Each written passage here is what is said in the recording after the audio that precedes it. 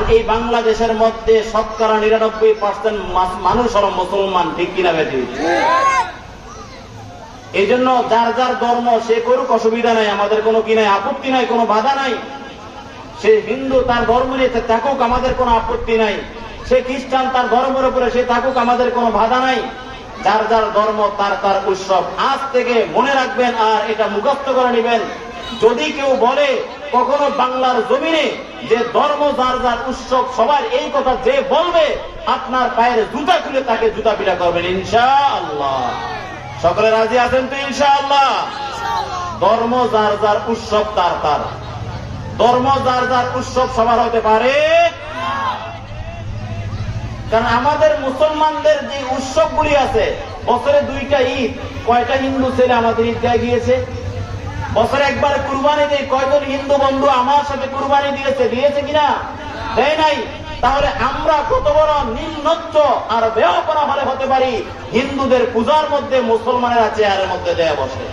কত বড় বেয়াকুব আর কত বড় গাধা এটা। যদিও কথাটা একটু শক্ত, এই কথাটা বাস্তব, যদিও শক্ত কথাটা বাস্তব, মনে রাখবেন। এই জন্য তারা তাদের ধর্মের মধ্যে আসুক থাকুক, আমাদের কোনো বাধা নাই, আমাদের কোনো কিনে আপত্তি নাই। কিন্তু এই কথা আজ থেকে যে বলবে আপনাদের সামনে, যদি বলে কেউ ধর্ম যার যার উৎসব সবার, এই কথা বললে সাথে সাথে পা থেকে ডাইন পায়ের টানা বাম পায়ের জুতা খুইলা তারপরে পিটাইবেন। সওয়াব হবে ইনশাআল্লাহ। কি হবে বলেন? সওয়াব হবে ইনশাআল্লাহ। আমি ছুটাছাড়া যে কয়েকটা কথা বলবো, সকলেই আমল করার নিয়ত আছে তো ইনশাআল্লাহ? কারণ আমরা মুসলমান, আমরা বলেছি লা ইলাহা ইল্লাল্লাহু মুহাম্মাদুর রাসূলুল্লাহ। আল্লাহ তাআলা আমাদের উপরে দৈনন্দিন কত ওয়াক্ত নামাজ ফরজ করে দিয়েছে? সকলে জবান খুলে বলেন তো দেখি। 5 ওয়াক্ত নামাজ আমাদের উপরে ফরজ। হিন্দুদের উপরে কি 5 ওয়াক্ত নামাজ ফরজ? বৌদ্ধদের উপরে কি 5 ওয়াক্ত নামাজ ফরজ?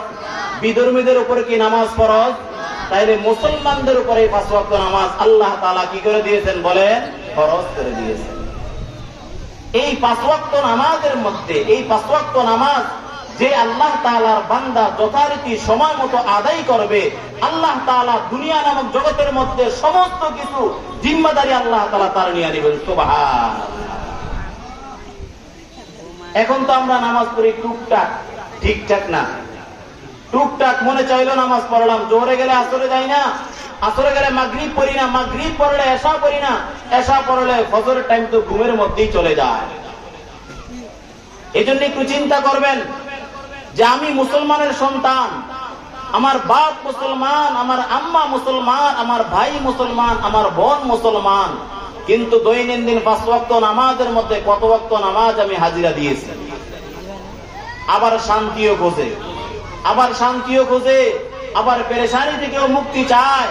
আল্লাহ রাসূল সাল্লাল্লাহু আলাইহি ওয়াসাল্লাম বলেন, যেই ব্যক্তি মাগরিবের নামাজ পড়বে আল্লাহ তাআলা তার থেকে পেরেশানি দূর করে দিবেন। সুবহানাল্লাহ।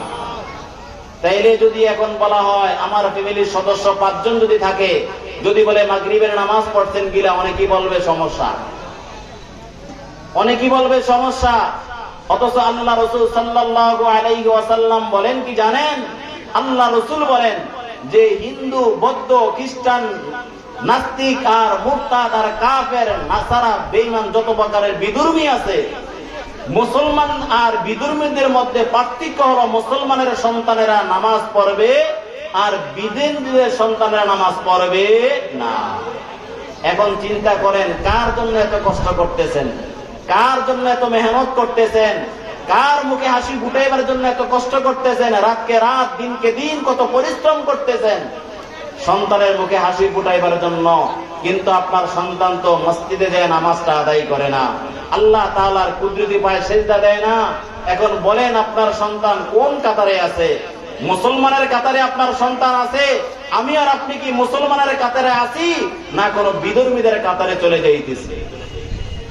এই 60 বছর 70 বছর হায়াতের জিন্দেগিতে নামাজটা ঠিক মতো আমরা আদায় করতে পারি না। আর যদিও 5 ওয়াক্ত নামাজ কোন রকম টুকটাক পড়ি, ঠিকঠাক না, কিন্তু টুকটাক যদিও পড়ি, এই 5 ওয়াক্ত নামাজের মধ্যে কোন জায়গায় তাশাহুদ পড়তে হবে এটা আমরা জানি না, কোন জায়গায় দুরূদ শরীফ পড়তে হবে এটা আমরা জানি না। এই মাসআলাগুলি হযরত উলামায়ে কেরামের কাছে আপনারা জিজ্ঞাসা করেনও না। কি জন্য জিজ্ঞাসা করেন না জানি না, আল্লাহ তাআলাই ভালো জানে। কেন জিজ্ঞাসা করেন না, আর কেনই বা শিখতে চান না? আপনারা কি জান্নাতের মেহমান হতে চান না? আল্লাহ রাসূল কি বলেন? আউয়ালু মা ইউহাসাবু বিহিল আবদু ইয়াউমাল কিয়ামাতিস সালাহ। কিয়ামতের দিন সর্বপ্রথম আল্লাহ তাআলা নামাজের হিসাব নেবেন। কিসের হিসাব নেবেন? নামাজের হিসাব নেবেন। নামাজ, নামাজওয়ালা ডাক, নামাজওয়ালা ডাক, নামাজওয়ালা ডাক। যার নামাজ ঠিক হয়ে যাবে, বাকি আমলগুলি আল্লাহ তাআলা তার সোজা করে দিবে। সুবহানাল্লাহ। যার দিলের মধ্যে আল্লাহ তাআলার ভয় আছে, যার দিলের মধ্যে 5 ওয়াক্ত নামাজের মহব্বত আছে, যেই দিল 5 ওয়াক্ত নামাজ আল্লাহ তাআলার কুদরতি পায়ে সিজদা দেয়, ওই দিল কখনো গুনাহ করতে পারে না। যেই 3.5 হাত বডি আল্লাহ তাআলার কুদরতি পায়ে সিজদা দেয়, ওই 3.5 হাত বডি কখনো সুদের খাতায় নাম লেখাইতে পারে না। এখন তো বাংলাদেশে, বিশেষ করে আমাদের এই অঞ্চলটার মধ্যে সবচাইতে বড় ইসলামের মহামারী রোগ একটা, সেটার নাম হলো সুদ। সেটার নাম কি বলেন? অস্তে কইেন হেলে ফিরাইব নাকি? এটা কি আমি বলছি না, আল্লাহ রাসূল বলছেন, আল্লাহ তাআলা বলছে। সুদ খাওয়া হারাম কিনা? কেমন হারাম জানেননি? এই গুনার কোনো শেষ নাই, সর্বনিম্ন গুনাহ, একেবারে সর্বনিম্ন গুনাহ। আল্লাহ রাসূল বলে নিজের আপন মায়ের সাথে জিনা করা। বলেন নাউযুবিল্লাহি মিন যালিক। সর্বনিম্ন গুনাহ এটা। যারা সুদ খাবে, যারা সুদ খাবে তারা নামাজ পড়লে এই নামাজ আল্লাহর দরবারে কবুল হবে না। যারা সুদ খাবে তারা রোজা রাখলে তাদের রোজা কবুল হবে না। যারা সুদ খাবে, হজ করলে তাদের হজ কবুল হবে না। যারা সুদ খাবে এবং কি তারা নামাজও পড়বে, কখনো এগুলো আল্লাহর দরবারে কবুল হবে। এই জন্য এটা কিন্তু এখন সবচেয়ে বড় একটা মহামারী রোগ। আজকে আমরা নামাজ পড়ি, আমল করি, ইবাদত করি, কবুল হয় না। আল্লাহ তাআলা আমাদের প্রতি অসন্তুষ্ট হয়ে গেছে। দেখেন না, কয়েকদিন পর পর আসমান থেকে গজব আমাদেরকে দিতেছে, জমিন থেকে আমাদেরকে গজব দিতেছে, এবং কি প্লাবনের মাধ্যমে আল্লাহ তাআলা আমাদেরকে গজব দিয়ে সতর্ক করতেছে, ও আমার বান্দারা, ও আমার বান্দারা, হারাম থেকে বাইচা থাকো, হারাম থেকে বাইচা থাকো, সুদ থেকে বাইচা থাকো, ঘুষ থেকে বাইচা থাকো। আমি আল্লাহ তাআলার কুদরতি পায়ে সিজদা দাও, আমি আল্লাহ তাআলা তোমাদের রিজিকের ব্যবস্থা করে দেব। সুবহানাল্লাহ। এখন মসজিদ গুলা ফাঁকা, মসজিদে মুসল্লি নাই, ওয়াজের প্যান্ডেলেও মানুষ নাই। কি জন্য নাই? যে আমার দিল সুদ খাইতে খাইতে, হারাম খাইতে খাইতে দিল মরে গেছে। দিলটা মরে গেছে, যার কারণে কোরআন তেলাওয়াত ভালো লাগে না। সুদ খেয়ে আমার দিল আমি নষ্ট করে ফেলেছি, যার কারণে ওয়াজ মাহফিলও আমার যেতে মনে চায় না। শুধু কারণ একটাই। এই জন্য আল্লাহ তাআলা আমাদের সকলকে এই মহামারী থেকে হেফাজত করুন। সকলে বলেন আমিন। বাংলার জমিনে এমন কোন সেক্টর নাই যে এই সেক্টরের মধ্যে সুদ নাই। ইসলামিক ব্যাংক বলেন আর যা কিছুই, যেই ব্যাংক বলেন না কেন, বড় লোকদের সুদ হলো ব্যাংকের মাধ্যমে। বলেন কিসের মাধ্যমে? ব্যাংকের মাধ্যমে। আর ছোট লোক গরিবদের সুদ হলো কিস্তির মাধ্যমে। এই জন্য আল্লাহ তাআলা আমাদের সকলকে এই মহামারী থেকে হেফাজত করুন। সকলে বলেন আমিন। এই মহামারী দিলের মধ্যে নিয়ে আল্লাহ তাআলার কাবা ঘরে যদি সিজদা দেন, এই সিজদা কখনো কবুল হবে না। কারণ একটা জিনিস চিন্তা করবেন, ছিলাম না, সকলে আমার সাথে বলেন ছিলাম না। বলেন কি? ছিলাম না, আছি, থাকবো না। কথা কয়টা বলছি? 3টা কথা বলছি। ছিলাম না, আছি, থাকবো না। বলেন, মুখস্থ করে নেন। ছিলাম না, আছি, থাকবো না। ছিলাম না, আছি, থাকবো না। কোন এক সময় কি দুনিয়া নামক জগতের মধ্যে আমরা ছিলাম? ছিলাম না। আল্লাহ তাআলা আমাদেরকে পাঠাইছেন দুনিয়াতে, আলহামদুলিল্লাহ। আবার এই দুনিয়া নামক জগতের মধ্যে আমরা থাকবো। ছিলাম না, আছি, থাকবো না, এটা বিশ্বাস করেন তো সবাই ইনশাআল্লাহ? তাইলে সুদ ঘুষ থেকে বাইচা থাকার চেষ্টা করবেন তো ইনশাআল্লাহ? কারণ সুদখোরের সাথে লেনদেন করবেন না। যদি সুদখোরের সাথে লেনদেন করেন তাইলে আস্তে আস্তে আপনার দিল মরে যাবে, নামাজ ভালো লাগবে না, কোরআন তেলাওয়াত ভালো লাগবে না, পর্দা ভালো লাগবে না, এবং বয়ানও ভালো লাগবে না, এবং ইমাম সাহেবের পিছনে নামাজ পড়তেও মনে চাইবে না। তখনই শুরু হয়ে যায় হুজুরের দাঁড়ানো বেকার, হুজুরে ঠিক মতো আজান দেয় না, হুজুরে ঠিক মতো নামাজ পড়ায় না, হুজুরে ঠিক মতো খানা খায় না, বাটিটা ঠিক মতো ধুইয়া দেয় না। কারণটা কি? কারণটা কি? এগুলা তো আপনাকে ইবলিস শয়তান আপনাকে ঘুরাইতেছে। কেন ঘুরাইতেছে? ওই যে আপনি সুদের সাথে আপনার লেনদেন, ওই যে ঘুষের সাথে আপনার লেনদেন, হারামের সাথে আপনার সম্পর্ক। হারাম করে কখনো আল্লাহর জান্নাতে প্রবেশ করবে না। এই জন্য ছিলাম না, আসি, থাকবো না। আর একটা কথা মনে রাখবেন, নামাজ পড়বেন তো ইনশাআল্লাহ। একটা কথা মনে রাখবেন, হিন্দুরা নামাজ পড়ে না, মুসলমানের সন্তানরা নামাজ পড়বে। আমরা মুসলমান নামাজ পড়বো আর হিন্দুরা নামাজ পড়বে না। এখন চিন্তা করবেন, বাড়িতে যে যদি 5 জন 6 জন সদস্য থাকে, আপনার কোন সন্তানটা হিন্দুর কাতারে নাম লেখাইতেছে, বিদুর্মীদের কাতারে নাম লেখাইতেছে? একটু চিন্তা করবেন। আল্লাহর আদালতে আপনার জবাবদাহি করতে হবে। কেন আপনার সন্তানকে আপনি নামাজের জন্য বললেন না? কেন আপনার সন্তানকে আপনি সুদ থেকে বাঁচার জন্য বললেন না? কেন আপনার সন্তানকে আপনি হারাম থেকে বাঁচার জন্য বললেন না এবং মারধর করলেন না কেন? এটা আল্লাহর আদালতে আপনারা জবাবদাহি করতে হবে। ইনশাআল্লাহ সুদ থেকে বাইচা থাকার চেষ্টা আছে তো আমাদের সকলের? ইনশাআল্লাহ বলেন, আর জিন্দেগিতে কোনোদিন সুদ খাবো না ইনশাআল্লাহ, আর কোনোদিন হারাম খাবো না ইনশাআল্লাহ। কারণ রিজিকের মালিক কে বলেন? আল্লাহ। এটা বিশ্বাস করেন তো ইনশাআল্লাহ? তাহলে রিজিকের ফায়সালা দেয় কে? আল্লাহ। জোহরের নামাজ পড়বেন, জোহরের নামাজ যে ব্যক্তি পড়ে, আল্লাহ তাআলা বলে আমি ওই আমার বান্দার রিজিকের জন্য ব্যবস্থা করে দিই। সুবহানাল্লাহ।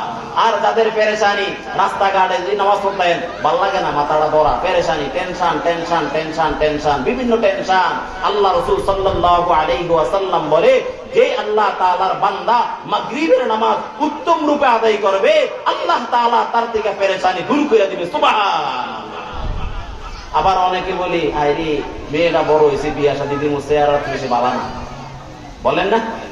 এটার জন্য কি করেন? কত মেডিসিন, এই সেই কত কিছু আইনা দেন। এগুলা দেওয়ার দরকার নাই, একটা আমল শিক্ষা নেন।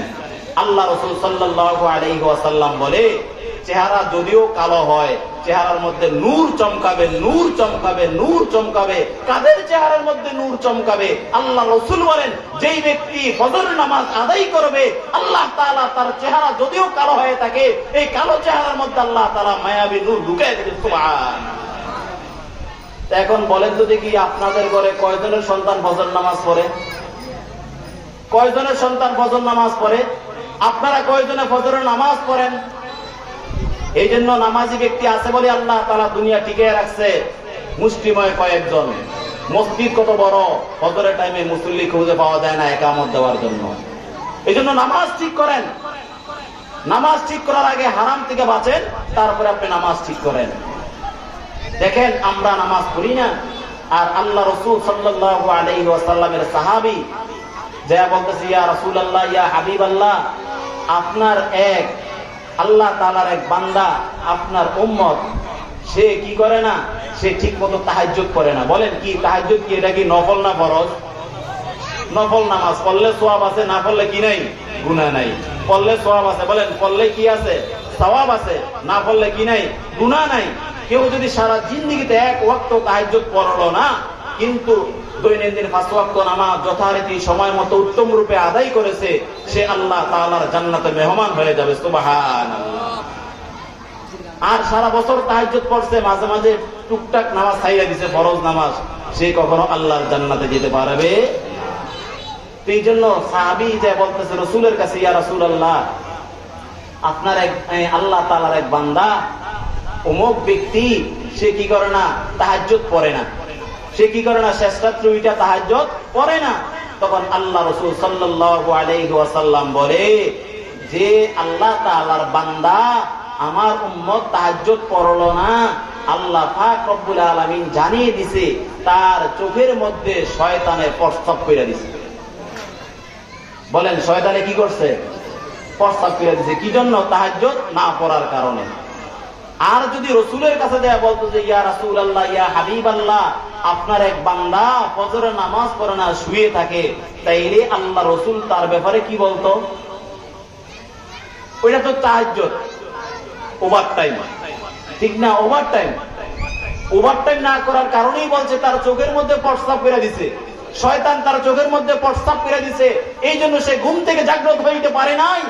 মনে রাখবেন, যেই ব্যক্তি এই জমানায়ও ফজরের নামাজ পড়বে না, ফজরের নামাজ পড়বে না, ফজরের নামাজ পড়বে না, আমি বলি নাই, আল্লাহ রাসূল সাল্লাল্লাহু আলাইহি ওয়াসাল্লাম বলে, যেই ব্যক্তি ফজরের নামাজ পড়লো না, যোহরের নামাজ পড়লো না, আসরের নামাজ পড়লো না, মাগরিবের নামাজ পড়লো না, এশারের নামাজ পড়লো না, ফজরের টাইমে ঘুমের ঘরে সে ঘুমের ঘরের মধ্যে কাটাইলো, তার চোখের মধ্যে নয়, তার পুরা 3.5 হাত বডির মধ্যে কুকুরে পায়খানা করে গেছে।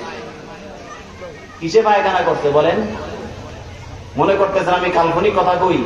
কাল্পনিক কথা বলি না, বাস্তব কথাগুলি আমি বলতেছি।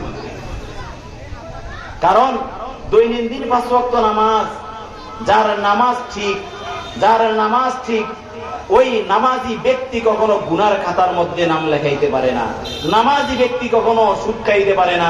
নামাজি ব্যক্তি কখনো হারাম খাইতে পারে না। নামাজি ব্যক্তির বউ কখনো ঘর থেকে বেপর্দা বের হইতে পারে না। নামাজি ব্যক্তি কখনো কি করতে পারে না? অন্যের উপরে জুলুম করতে পারে না। নামাজি ব্যক্তি কখনো মিথ্যা কথা বলতে পারে না। নামাজি ব্যক্তি কখনো মিথ্যা সাক্ষ্য দিতে পারে না। নামাজি ব্যক্তি কখনো কি করতে পারে না? চুরি ডাকাতি করতে পারে না। নামাজি ব্যক্তি কখনো অন্যের হক জুলুম কইরা মাইরা খাইতে পারে না। কারণ যে ব্যক্তি নামাজ পড়বে তার জিম্মাদারি কে নিয়ে নিছে বলেন? আল্লাহ। সকলে চিল্লায়া বলেন কে? এই জন্য ও মুসলমান ভাইয়েরা, ও মুসলমান ভাইয়েরা, আমরা কেমন মুসলমান হইলাম? আমরা কেমন মুসলমান হইলাম? দুনিয়ার পিছনে আমাদের মেহনত চলতেছে, দুনিয়াটা কিভাবে সুন্দর করব এটার মেহনত আমরা সকলেই বুঝি। কিভাবে ঘরটা করলে সুন্দর হবে এটা আমরা বুঝি। আমার সন্তানটা কিভাবে সুন্দর প্রতিষ্ঠিত হবে এটা আমরা বুঝি, এবং প্রতিষ্ঠিত করার জন্য সার্বিকভাবে আমরা মেহনত করি, মাথার ঘাম পায়ে দিয়া পরে, তারপরেও সন্তানের মুখে হাসি ফুটাইবার চেষ্টা করি। করি কিনা বলেন? করি না আমরা? আপনারা করেন না? সন্তানের মুখে হাসি ফুটাইবার জন্য, বিবির মুখে একটু হাসি ফুটাইবার জন্য, ঘরের বউর মুখে একটু হাসি ফুটাইবার জন্য এই এত কষ্ট আর এত মেহনত করতেছেন, অথচ নিজের জন্য একবারের জন্য একটু মেহনত করলেন না। হাই রে, আমার তো মৃত্যু হবে এটা বিশ্বাস করলেন, আমার তো মৃত্যু হবে এটা বিশ্বাস করলেন, কিন্তু মৃত্যুর পর আল্লাহ তাআলা জি আমাদেরকে পাকড়াও করবে, ধরবে, নামাজের জন্য যে ধরবে, কিয়ামতের ময়দানে আল্লাহ রাসূল সাল্লাল্লাহু আলাইহি ওয়াসাল্লাম বলেন, সর্বপ্রথম নামাজের হিসাব হবে। আমার যে নামাজের হিসাবটা দিতে হবে, কিয়ামতের দিন যে আমার নামাজের হিসাবটা দিতে হবে, এটার জন্য আমাদের একটু মেহনত নেই। কত কষ্ট করি সন্তানের মুখে হাসি ফুটাইবার জন্য। সন্তানটা কলেজে পড়ে, ভার্সিটিতে পড়ে, সকালবেলা ঘুম থেকে তাকে আমরা জাগাই না। আইরে, এত সকালবেলা যদি তারা ঘুম থেকে জাগাই, তার চেহারা নষ্ট হয়ে যাবে। বলেন নাউযুবিল্লাহি মিন যালিক। চেহারার মধ্যে নূর চমকাবে কোন নামাজ পড়লে? বলেন কোন নামাজ পড়লে? একটু ওয়াজটা বাড়ি নেওয়ার চেষ্টা করবেন ইনশাআল্লাহ। সকলে নেওয়ার নিয়ত আছে তো ইনশাআল্লাহ? ফজরের নামাজ পড়লে তার চেহারার মধ্যে নূর চমকাবে। বলেন কি চমকাবে? নূর চমকাবে, আলহামদুলিল্লাহ। আর যোহরের নামাজ পড়লে কি হবে? রিজিকের মধ্যে আল্লাহ তাআলা বরকত দান করবেন, সুবহানাল্লাহ। আর যদি মাগরিবের নামাজ পড়েন, তাইলে আল্লাহ তাআলা কি করবে? আমাদের পেরেশানি দূর করে দিবেন, সুবহানাল্লাহ। এই জন্য দুনিয়াটা সাজাইবার জন্য এত মেহনত আর এত কষ্ট। কত কষ্ট করেন, কত কষ্ট করেন, কত মেহনত করতেছেন। অথচ যার জন্য আপনি মেহনত করতেছেন, যাকে খুশি করার জন্য এত কষ্ট করতেছেন, কিয়ামতের ময়দানে সে আপনাকে সন্তান বলে পরিচয় দিবে। এমনকি তার মাও তার সন্তানকে পরিচয় দিবে না যে এটা আমার ছেলে। স্বামী স্ত্রী একজন আরেকজনের পরিচয় দিবে না। যে স্ত্রী যদি আমলের জন্য যদি আটকা পড়ে যায়, স্ত্রী যে তার স্বামীকে বলবে যে আমার তো একটা নেকের দরকার, আমার একটা নেক দেন না, দুনিয়াতে তো আমার জন্য বহু কষ্ট করেছেন, তখন স্বামী বলবে কই, দুনিয়াতে তো আমার বিয়ে শাদী হয়নি। এই সন্তানের মুখে হাসি ফুটাইবার জন্য এত কষ্ট করেন। এই সন্তান বলবে আমি তো চিনি না আপনাকে, কে সে? আমি আপনাকে চিনি না। এই জন্য আজ থেকে ওয়াদা করেন, নিয়ত করেন যে ইনশাআল্লাহ আমার সন্তানের জন্য আমি কাঁদবো, আমার জন্য আমি নিজের জন্য কাঁদবো, আমার নিজের জন্য মেহনত রাখি, দৈনন্দিন 5 ওয়াক্ত নামাজ যথারীতি সময় মতো আদায় করবো তো ইনশাআল্লাহ। কারণ হিন্দুদের সন্তানেরা নামাজ পড়বে না, মুসলমানের সন্তানেরা নামাজ ছাড়বে না। বলেন, হিন্দুদের সন্তানেরা নামাজ পড়বে না, মুসলমানের সন্তানেরা নামাজ ছাড়বে না। স্মরণ থাকবো তো ইনশাআল্লাহ। আর যখন নামাজে দাঁড়াইবেন তখন খেয়াল রাখবেন যে আমি কার সামনে দাঁড়াইলাম, কার সামনে দাঁড়াইলাম? আমি আল্লাহ তাআলার সামনে দাঁড়াইছি, সুবহানাল্লাহ। আর আমার পিছনে কে? আমার পিছনে আজরাইল, আমার পিছনে আজরাইল, আর আমার সামনে আমার আল্লাহ, যিনি আসমানের মালিক, জমিনের মালিক, হায়াতের মালিক, রিজিকের মালিক, সব কিছু করার মালিক। আমার আল্লাহর সামনে আমি দাঁড়াইছি। আমার পিছনে হলো কে? বলেন, আজরাইল। আর আমার সামনে হলো আমার আল্লাহ, আর আমার ডানে হলো আমার জান্নাত, আর আমার বামে হলো আমার জাহান্নাম। যদি একটু নামাজটা এদিক সেদিক হয়ে যায়, যদি একটু নামাজটা সূরা কেরাত গুলি যদি ভুল হয়ে যায়, তাশাহুদ দুরূদ শরীফ যদি ভুল হয়ে যায়, তাহলে আমি তো এখান থেকে পরে বাম দিকে যেতে পারি। যদি বাম দিকে আমি চলে যাই, তাইলে তো আমি জাহান্নামে চলে গেলাম। আর আমি কার সামনে দাঁড়াইলাম? দুনিয়ার পুলিশের সামনে দাঁড়াইলে মানুষের জবান দিয়ে কথা আসে না। আর আল্লাহ তাআলা যে হাজারো কোটি কোটি পুলিশের মালিক আমার আল্লাহ, ওই আল্লাহর সামনে দাঁড়ায়া বান্দা কিভাবে আল্লাহ তাআলার সাথে কথা বলে?